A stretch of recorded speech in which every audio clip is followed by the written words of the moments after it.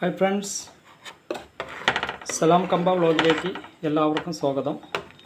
ഇന്ന് തുവരക്ക കൊണ്ടുള്ള ഒരു പുളിക്കറിയാണ് കേട്ടോ. ഒരുപാട് ആർഭാടമൊന്നും ഇല്ലാത്ത ഒരു സിമ്പിൾ കറിയാണ്. തുവരക്കഥ ഇതുപോലെ നല്ല മണിയായി തൊലിച്ചെടുത്ത ശേഷം നമ്മൾ അതിലേക്ക് കുറച്ച് മഞ്ഞൾപ്പൊടി, ഉപ്പ്, മുളക് പൊടി ഇതിട്ട് നന്നായി വേവിച്ചെടുക്കുക. വേവിച്ചെടുത്തതിന് ശേഷം അത് വെന്ത് വരുന്ന സമയത്ത് കുറച്ച് പുളിയും കൂടെ ഒഴിച്ചു കൊടുക്കുക.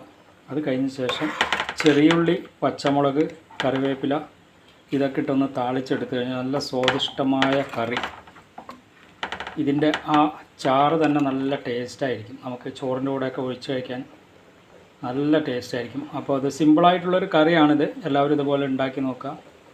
എൻ്റെ വീഡിയോ ആദ്യമായിട്ട് കാണുന്നവരൊന്ന് ലൈക്ക് ചെയ്യുക, ഷെയർ ചെയ്യുക, മാക്സിമം കൂട്ടുകാരിലേക്കൊക്കെ എത്തിക്കുക. അതുപോലെ തന്നെ കമൻറ്റ് ചെയ്യുക. ഇതുപോലെ ആരൊക്കെ കറി വെച്ച് കഴിച്ചിട്ടുണ്ട് എന്ന് പറഞ്ഞ് കമൻറ്റ് ബോക്സിൽ കമൻറ്റ് ചെയ്യുക.